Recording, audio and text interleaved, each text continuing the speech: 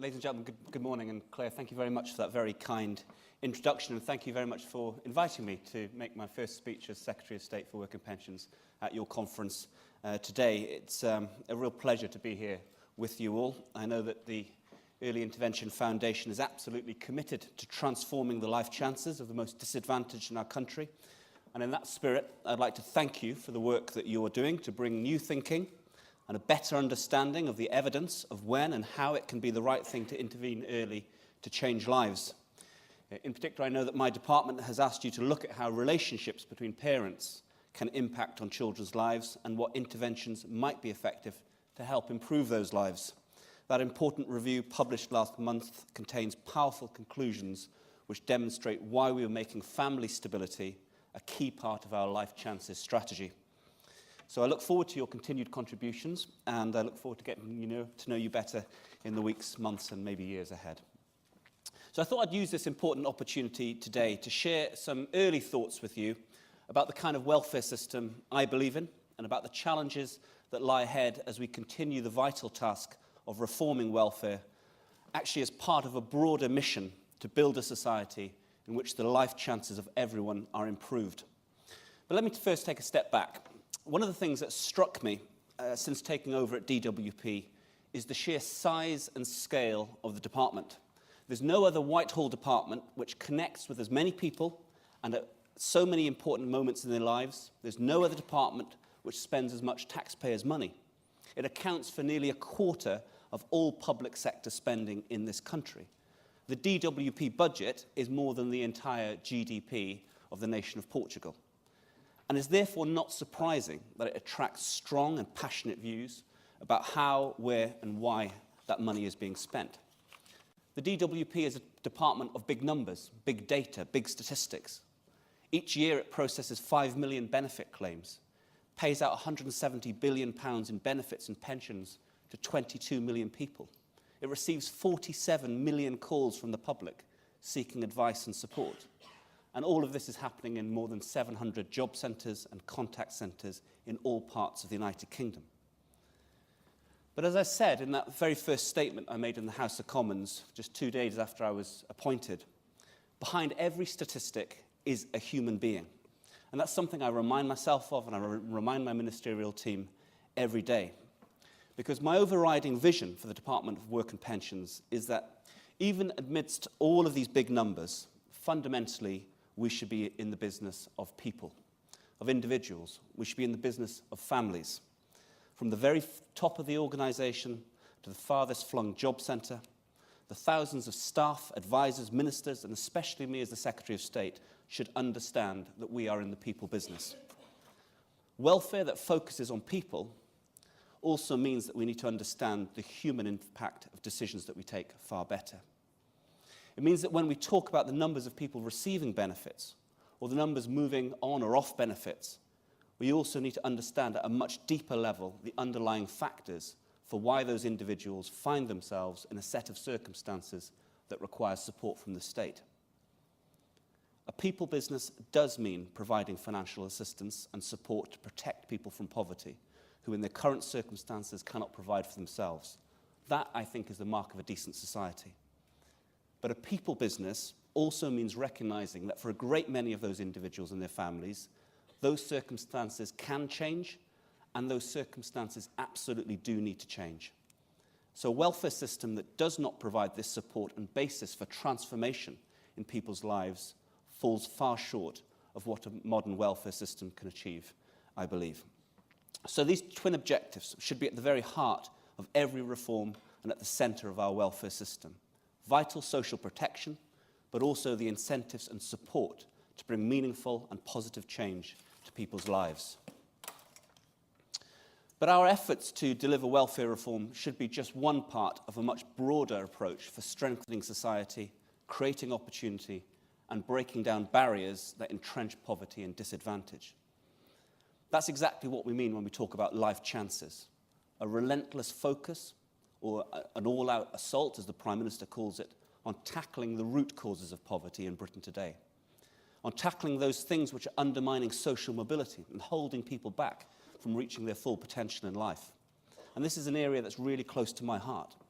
You see, I believe in a society where it shouldn't matter what street you grew up on, shouldn't matter how much your mum or dad earned or where you go to school.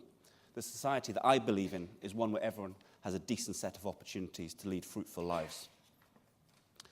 Over the past few generations, we've seen some incredible and dramatic changes in society. In some ways, society is almost unrecognizable from just a few decades ago. Never before has so much information been at the fingertips of so many. The digital communications revolution has transformed people's access to information and reduced the real-life cost of information. It's broken down cultural barriers and made the world a smaller place. Never before has university been a realistic option for so many. What was the preserve enjoyed by a small privileged elite has been open to millions. Never before have we seen such a decline of social deference, and the pace of this change has been astonishing. The impact that this has had on people's lives has been palpable. And so with these trends in the way that people view society, in education, in the reach of digital communications, the revolution in technology, you could be forgiven for thinking that we should be living in a golden age of social mobility. But for many, far too many, that is simply not the case. Far too many people today have their life chances determined before they've even had the chance to explore all that life has to offer. We cannot deliver true social mobility. We cannot help people live their lives to the fullest without fighting those very real factors that hold people back from reaching their potential. Yes, we've seen some really encouraging progress with record levels of employment, a huge expansion in apprenticeships, over 2 million since 2010, and lower youth unemployment. But we need to do much more. So during my time at the Department of Work and Pensions, two things will go hand in hand: reforming welfare and a relentless focus on improving life chances. That means leading a life chances strategy that uses the entire machinery of government to break down some of those barriers to opportunity. So we'll be regenerating estates so children have safe and secure homes where they can thrive. We'll be using work experience much more creatively to give young people the encouragement they need to go into further education, employment, or training when they leave school. We're going to be investing in mental health services to tackle some of the debilitating disorders that can have such a devastating impact on young people's life chances at a crucial stage in their lives. And we'll be supporting those people who have drug and alcohol addictions to turn their lives around and fully recover. And I know that these are not new problems, but I think that this is a new approach that we're delivering. So as chair of the Social Justice Cabinet Committee, I'll be leading a more coherent and collaborative government strategy, an approach that mobilises all parts of government to tackle poverty and improve social mobility for the poorest in our society. And now at this point, if I may, I'd like to pay tribute to my predecessor, Ian Duncan Smith, someone who I think will go down as one of the great social reformers of our time. Ian has helped change the way we as a government look at poverty. He turned the lens on the root causes of poverty rather than just the symptoms, and led many important reforms. He's been, and I'm sure he will continue to be, a champion for improving the life chances of some of the country's most disadvantaged people. All of our life chances work, from the health sector to schools to decent places to live, is vital. But I do believe it is a stable home and family life that gives children the best possible chance. It's hard to overstate the importance of family, because no one can doubt that from a young age it is the family that helps to define us, tells us who we are, where we've come from, where we derive our first identity. Perhaps most importantly, it's from the family that we're first loved, and in turn we learn to love, where we first learn to fight and make up, and where we first learn to make choices and see the consequences of those choices. And I'm not talking about some idealized model of a self-contained nuclear family. I think society is much more complicated than that. But family is the training ground for life, and a good start provides a great platform for a fruitful life. And in contrast, as you well know, family life, which is chaotic, violent, broken, damaged, turbulent, leads so often to a life characterized by educational failure, crime, poverty, and where that cycle is then repeated in another generation. And the impact on the individual, on society, the economy, and the welfare budget of this is massive. Some have estimated that the overall costs of relationship breakdown in our society could be as high as £47 billion. And behind that figure, life chances are squandered. I know many MPs will see the real human cost of this every week at their surgeries, and I have, with breakdown of relationships often the backdrop to so many of our constituents' problems. And I don't think it has to be this way. As a government, we believe in the vital and foundational role of the family. That's why we've already doubled the funding for relationship support. We've increased the amount of free childcare to support parents. And of course, we're helping families move into work through universal credit, which I'll come on to in a few moments. It's why we've targeted those families that need most help. Our Troubled Families programme has turned around 120,000 families that had complex and deep-rooted problems. And we're extending this to 400,000 more families. And we'll go even further, increasing support for new parents with an expanded parenting programme, which will build on the great work that the Early Intervention Foundation is doing in this area.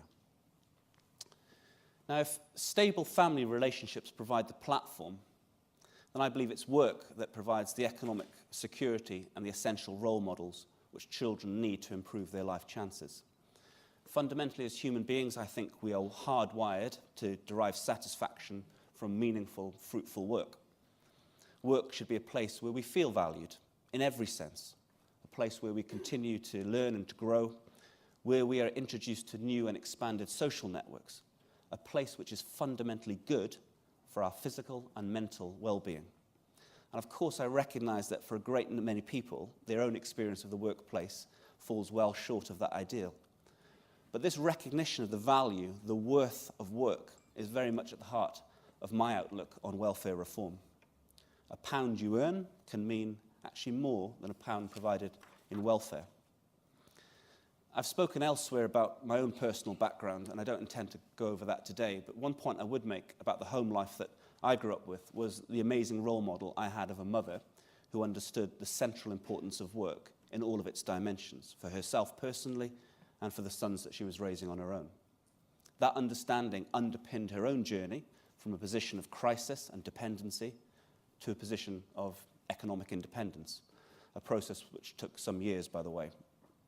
And I really do believe that a welfare system which does not elevate and reinforce that central understanding of how important work and fruitful activity is for us as human beings is actually very damaging for society.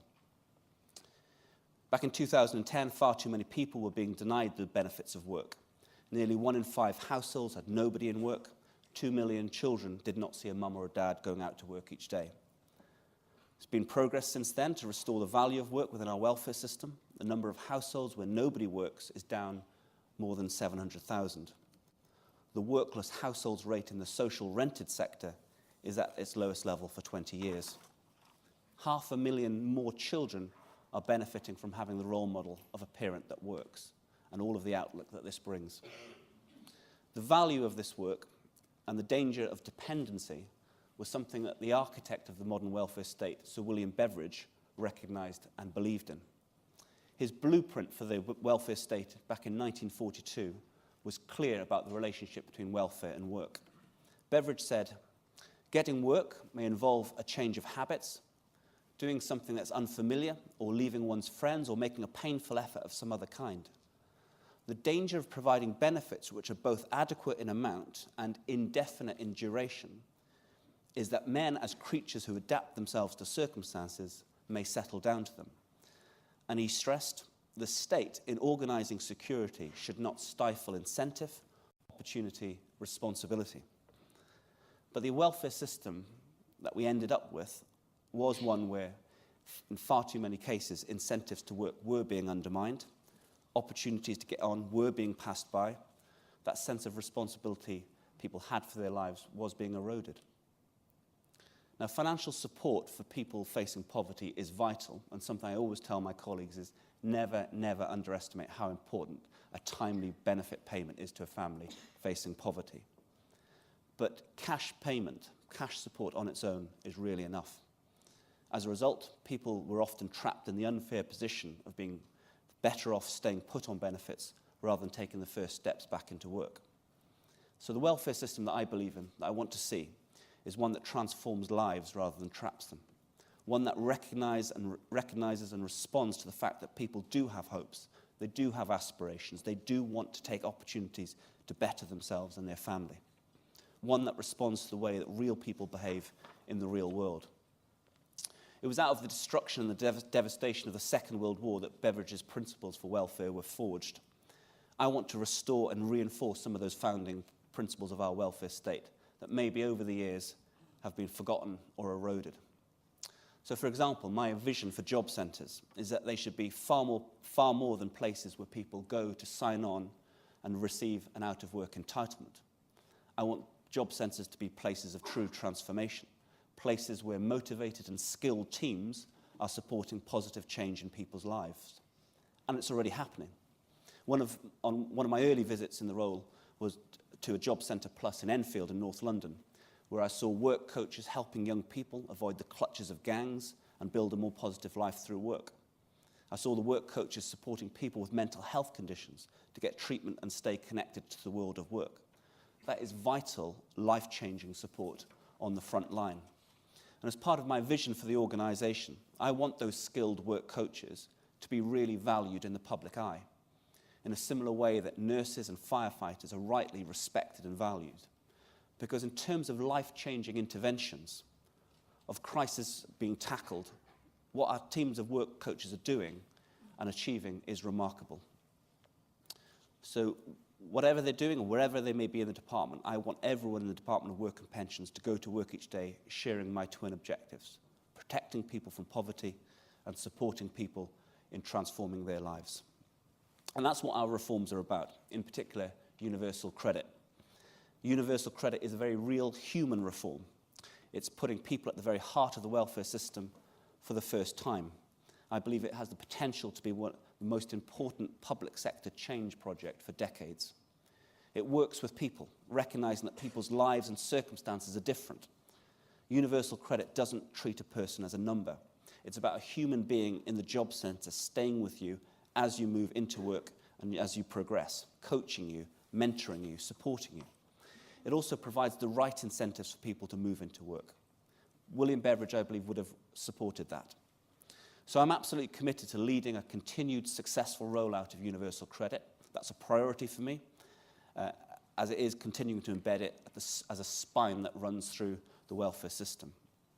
And to those who are sceptical of universal credit, I'll just say this: look at the evidence so far.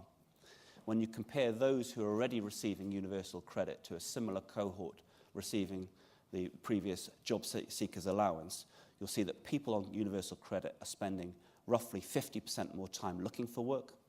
They're 8% more likely to be in work, and when they are in work, they're more likely to be earning a higher wage. And in the words of the chief executive of the Institute for Fiscal Study, it is a genuinely radical reform that will clear up some of the most egregious complexities and disincentives that our benefit system has imposed for far too long. This month, we're going to reach an important milestone. Universal credit will be available in every single job centre in this country for single people making a new claim. The next stage will be the ambitious full rollout, so that every person in every circumstance who steps into a job centre to make a new claim will be put onto universal credit. So that will be my focus in the months ahead. Universal credit and our other reforms to support people into work are working. There are now more than 2 million more people in work than in 2010, with the number of workless households at a record low. But I know that there's so much more to do to ensure that the opportunities of work are available to everyone. The diversity of those in work should reflect the diversity of society. And that finally brings me to an area of reform that is another one of my priorities, and that is supporting disabled people and people with health conditions into work. We're making progress. Nearly 300,000 more disabled people have moved into work over the last 2 years. But despite this, there remains a very significant gap in the employment rates between disabled and non-disabled people. Whilst the employment rate for people who are not disabled is 80%, for disabled people it's less than 50%. In the context of a very strong labour market and the millions of people that have moved into work over the last few years, I think that that gap is simply unacceptable. I want to be clear. The employment gap isn't because of a lack of aspiration on the part of disabled or sick people. We know the majority want to work or stay in work. Some attitudes held by society have stopped disabled people from moving into work for many decades. So I want to challenge health and care professionals, employers, and wider society to break down those barriers. That's why on my first day as Secretary of State, I announced to Parliament that I want to start a new conversation with disabled people, with their representatives, with healthcare professionals and employers.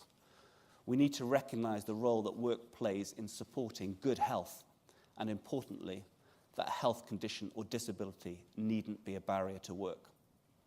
To do that, the workplace, the welfare system, the health service will all need to work much better together to help people stay healthy in the first place. If someone gets sick, they need the right support so they can stay close to the world of work and rejoin it as quickly as possible.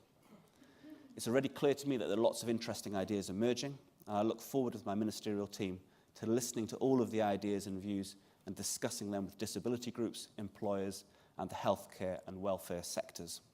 Together, we have an opportunity to do so much better for disabled people, to improve their health and their opportunities.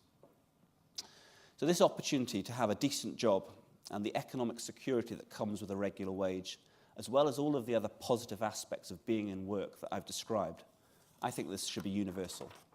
As such, I want this opportunity to be available in all communities, in all parts of the country, on every street and in every household, across all sections of society, no matter what your background, and especially for the poorest.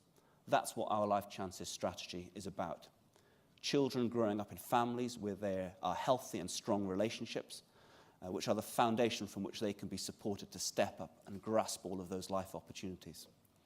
And I am somebody that does believe that the state has an important role in helping to transform lives. And I'm determined that a restless, innovating spirit of reform should continue to shape my department as we place people at the very centre of everything we do. Because there is still so much more to do to create a welfare system that I think is true to its founding principles. A welfare system that does protect the most vulnerable. A system that transforms lives rather than traps them. A welfare system that treats people as human beings with hopes and aspirations and provides the right support and incentives for those to be realised. And if my department isn't transforming lives every day, helping people move into work every day, then it's not doing its job.